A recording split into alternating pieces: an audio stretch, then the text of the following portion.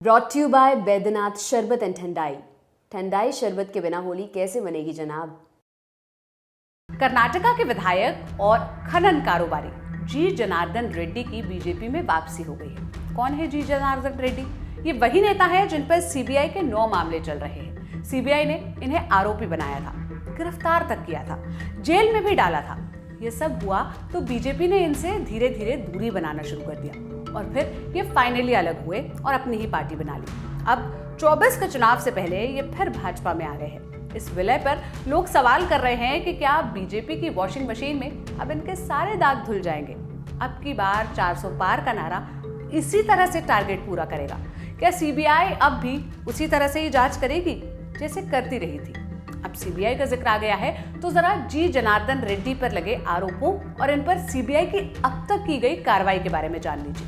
जी जनार्दन रेड्डी कर्नाटका के गावती निर्वाचन क्षेत्र से विधायक और खनन कारोबारी के रूप में जाने जाते हैं। उनकी पार्टी का नाम था कल्याण राज्य प्रगति पक्ष KRPP, जिसका 25 मार्च यानी कल बीजेपी में विलय हो गया। 2 साल पहले बीजेपी से अलग होकर ही उन्होंने अपनी पार्टी यानी KRPP बनाई थी। बीजेपी में शामिल होने के बाद रेड्डी ने पत्रकारों से कहा कि उन्होंने भाजपा को सपोर्ट करने की बात कही थी, लेकिन केंद्रीय गृह मंत्री यानी अमित शाह ने KRPP पार्टी के विलय पर जोर दिया। रेड्डी की माने तो अमित शाह का कहना था कि भारी समर्थन का सवाल ही नहीं उठता।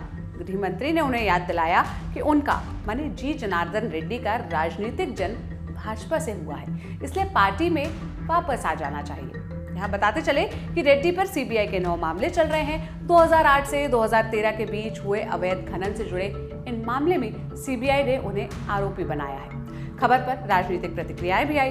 कांग्रेस के हैंडल से ट्वीट किया गया, ये जनार्दन रेड्डी है, ये अवैध खनन का छोटा मोटा काम करते हैं। इनके ऊपर सीबीआई के सिर्फ 9 मामले दर्ज हैं। जनार्दन रेड्डी ने अपनी जमानत के लिए जज को रिश्वत भी ऑफर की थी, यही कोई 40 करोड़ रुपए की रिश्वत। अब बीजेपी में शामिल हो गए हैं। हमें पूरा विश्वास है कि नरेंद्र मोदी के मार्गदर्शन में इनका काम और फलेगा, साथ ही इन पर लगे सारे केस खत्म हो जाएंगे।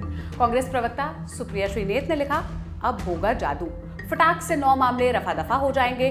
गोता जो लगा दिया बीजेपी में। एक पूर्व सीबीआई जज के अनुसार जनार्दन रेड्डी की जमानत के लिए जज साहब को 40 करोड़ रुपए का ऑफर मिला था। अब चरण चुंबक कुछ बोलेंगे नहीं। ये सुप्रिया श्रीनेत का ट्वीट था। इंडियन एक्सप्रेस के जॉनसन टीए की एक रिपोर्ट के मुताबिक रेड्डी की पहचान शेड्यूल कास्ट के एक नेता और खनन क्षेत्र के एक दिग्गज के रूप में थी।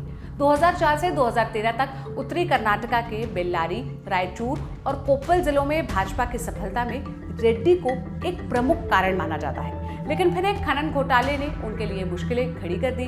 2008 से 2013 के दौरान दक्षिण भारत के किसी राज्य में पहली बार भाजपा की सरकार रही। जनार्दन रेड्डी के भाई सोमशेखर रेड्डी तब विधायक थे और जनार्दन के एक दूसरे भाई जी करुणाकर रेड्डी सांसद थे। इन तीनों पर आरोप लगे कि इन्होंने जंगलों के साथ प्राइवेट और सरकारी कंपनियों की लौ अयस्क खदानों से अवैध रूप से लौ अयस्क हड़प लिया।